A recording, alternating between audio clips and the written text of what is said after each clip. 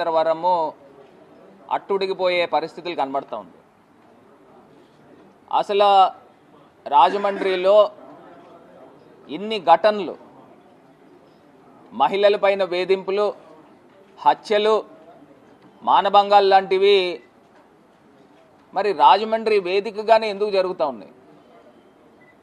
అది నిజంగా ఎంత బాధాకరం అండి, ఎంత శోచనీయం అండి. మొన్న పాస్టర్ ప్రవీణ్ కుమార్ గారు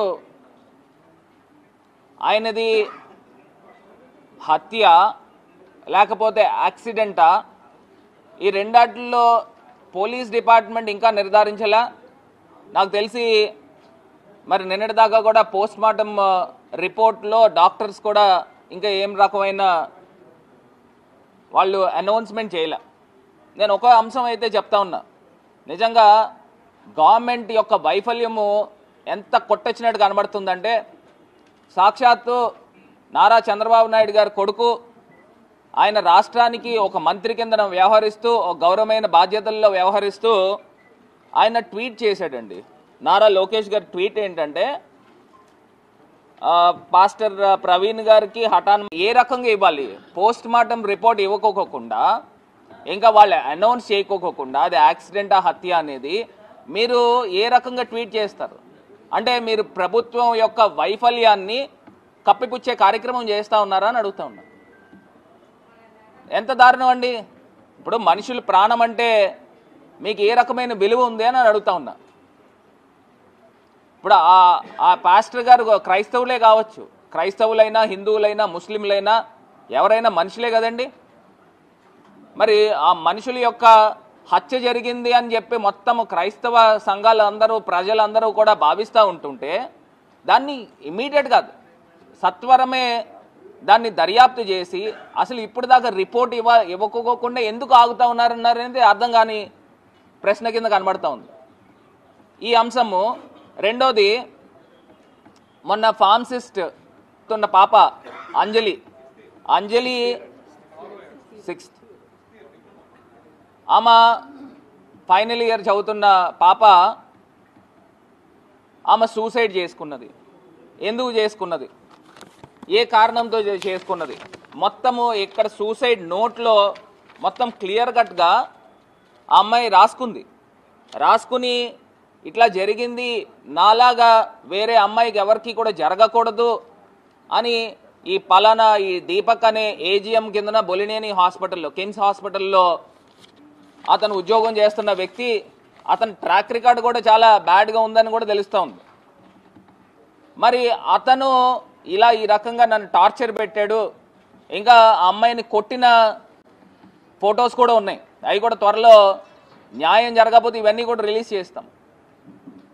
ఆ అమ్మాయి కొట్టిన ఫోటోలు, అమ్మాయిని కొట్టిన ఫోటోలు మొత్తం అంతా కూడా వాపులతో ఉన్న ఫొటోస్ ఇవన్నీ కూడా కనబడుతూ ఉన్నాయి. నేను ఒక్క అంశం చెప్తా ఉన్నా, ఇవాళ తల్లిదండ్రులు ఇద్దరిని కూడా ఇక్కడ కూర్చోబెట్టుకుని నేను ప్రెస్ మీట్ పెడుతున్నానంటే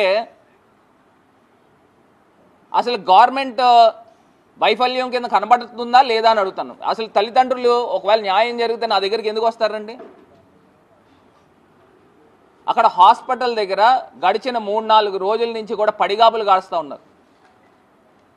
హాస్పిటల్ యాజమాన్యం కూడా వాళ్ళు కూడా అసలు ఆ ఇష్యూని పక్కదారి పట్టించే కార్యక్రమము మొదటి రోజు చేశారని కుటుంబ సభ్యులు చెప్తా ఉన్నారు.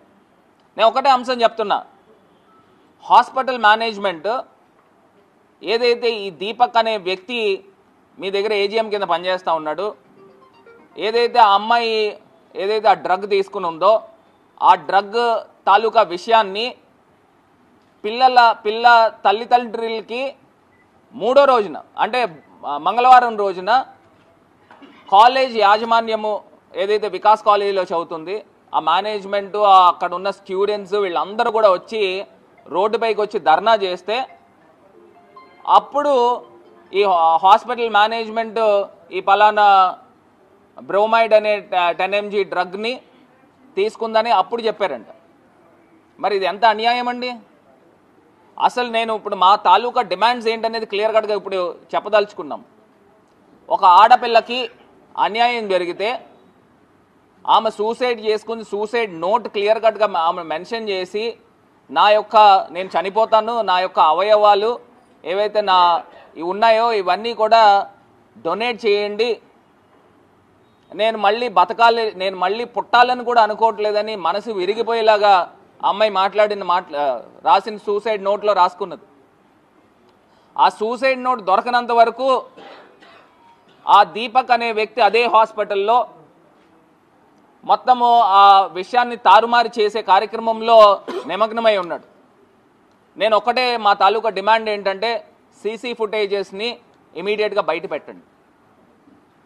హాస్పిటల్ మేనేజ్మెంట్ కూడా ఇమీడియట్గా ఆ అమ్మాయి, ఇప్పుడు మాకు ఉన్న ఇన్ఫర్మేషన్ ఏంటంటే 801 రూమ్లో ఆ అమ్మాయి ఆ వైల్ ఆమె ఎక్కించుకుందా, లేకపోతే ఇంకోళ్ళు ఎవరైనా ఆ వైల్ ఆమెకి ఎక్కించారా, దాని తాలూకా ఇన్ఫర్మేషన్ కూడా ఖచ్చితంగా ఆల్రెడీ ఈ నిందితుడు ఎవరైతే దీపక్ అనే వ్యక్తి ఉన్నాడో అతను ఆల్రెడీ అరెస్ట్ చేశారు. అరెస్ట్ చేసి ఇంట్రాగేషన్ ఏం చేశారు అవన్నీ కూడా ఆ అమ్మాయి యొక్క తల్లిదండ్రులకి ఇద్దరికీ కూడా తెలియపరచాలి, ప్రజలకు తెలియపరచాలి. ఆ అమ్మాయికి న్యాయం జరిగేదాకా, ఆ కుటుంబ సభ్యులకి న్యాయం జరిగేదాకా ఎట్టి పరిస్థితుల్లో ఈ పోరాటం ఆగదు. మాజీ ముఖ్యమంత్రి వర్యులు జగన్మోహన్ రెడ్డి గారి దృష్టికి కూడా ఈ అంశాన్ని తీసుకుని వెళ్ళడం కూడా జరిగింది. ఖచ్చితంగా ఆ అమ్మాయికి వాళ్ళ కుటుంబ సభ్యులకి బాసటగా నిలబడమని మాకు అందరికీ కూడా తెలియపరిచారు. పూర్తి స్థాయిగా న్యాయం జరిగేంతవరకు కూడా మేము పోరాడతాము.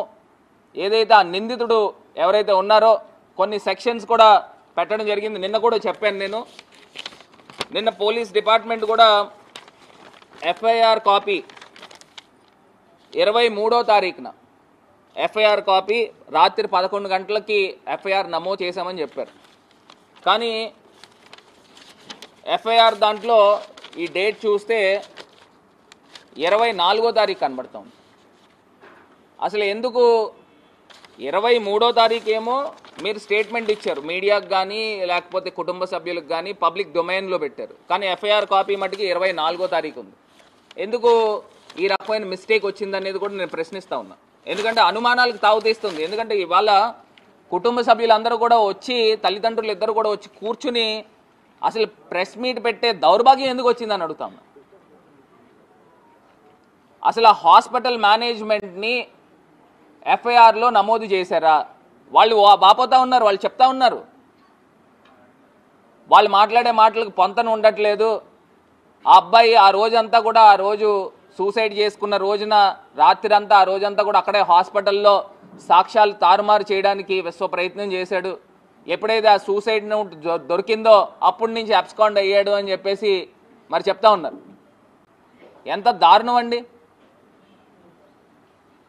అసలు ఇప్పుడు మాకు తెలిసిన ఇన్ఫర్మేషన్ ఏంటంటే ఎవరైతే ఈ దీపక్ అనే వ్యక్తి ఉన్నాడో ఇతను తెలుగుదేశం పార్టీ వ్యక్తి అని, ఈయనకు సంబంధించిన పిల్లనిచ్చిన మామ ఎవరైతే ఉన్నాడో అతను తెలుగుదేశం పార్టీ రాజమండ్రిలోనే క్రియాశీలక సభ్యుడని, ఒక నాయకుడని తెలిసింది. అంటే నేను ఒకటి అడుగుతా ఉన్నా, ఏదైతే గవర్నమెంట్ దీన్ని కప్పిపుచ్చే కార్యక్రమం చేస్తూ ఉన్నారా అని అడుగుతా ఉన్నా.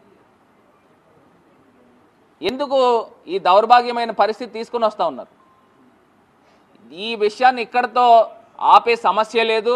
ఖచ్చితంగా కూడా నేను చెప్తా ఉన్నా, అమ్మాయికి ఆ అమ్మాయి తల్లిదండ్రులకు కూడా న్యాయం జరిగేదాకా కూడా పోరాడతాము. ప్రజా కోర్టులో ఈ ప్రభుత్వాన్ని నిలదీస్తూ ఉన్నామని కూడా ఈ సందర్భంగా తెలియపరుస్తూ, మరొక్కసారి అమ్మాయి తాలూకా తండ్రి గారు కూడా మాట్లాడతారు.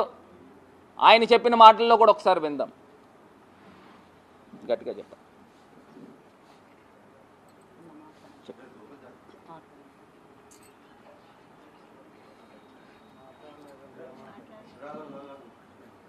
పర్లేదు, మీరు చెప్తేనే తెలుస్తుంది. గట్టిగా నేను జరుపుతాను. గట్టిగా మాట్లాడు. మా పాప నుండి వికాస్ కాలేజీలో చదివించాము.